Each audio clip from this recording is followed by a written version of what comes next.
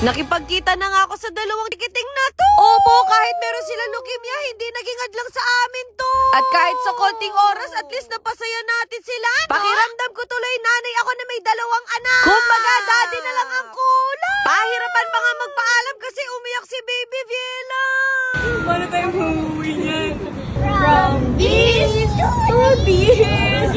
At eto nga, sobrang excited na ako makita yung dalawang chikite. Gusto ko din magpasalamat kay Ate Joanna kasi kung hindi sa kanya, hindi ko sila makikita. At grabe, pagpasok ko pa lang, ramdam ko sobrang excited sila.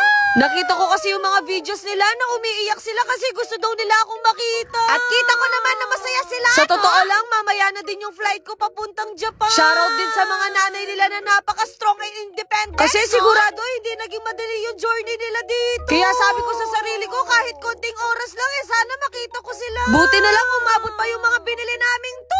Gusto ko sanang kunin yung isa pero i-gift ko na lang sa kanila. Hoy, hindi ka na bata! Tinanong ko din kasi talaga sila kung ano bang gusto nilang kainin. Pares daw nila favorite nung Javi. Eto nga pala si Baby Zoe. At eto naman si Baby Viela. Napaka-jolly nga nila, hindi ko kinakaya yung energy nila. Pasensya na kaya pang trentahin na si From This to This, no?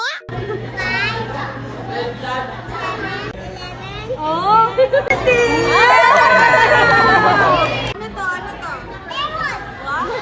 Grabe, napaka-cute nila at sabi ko parang gusto ko na magka-baby. Kaso wag muna kasi hindi ko pa nakikita si Sugar Daddy, no? Opo, binilhan ko din sila ng pang-educational cards para kapag naiinip sila, meron silang pagkaabalahan. At finally, dumating na din yung order namin.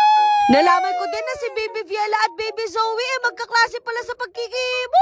Nasanay na din daw sila sa injection, sa mga bugbog. Kaya talagang napakatapang nila. Isipin nyo, 2 years old pa lang sila, nagpapakimo na sila. At hindi rin biro yung ginagastos nila. Kaya kung willing kayo tulungan sila, i-message nyo na lang. Ibigay nyo na lang siguro yung percentage ko, no? Hoy, hindi ka gagalo. Nalaman ko din na 2 buwan na pala silang hindi kumakain ng fast food. Pinagbabawal din kasi talaga sa kanila to. Pero sinabihan daw sila ni Doc na kailangan nilang mag-cheat day. Kaya kapag meron daw silang pagkakataon na ganito, talaga sinusulit nila, no? Nako, kung alam nilang gusto ko talaga magkaroon pa kami ng bunso na baby. Pero iba pala yung binigay ni Lord, kundi mga babies ko na support.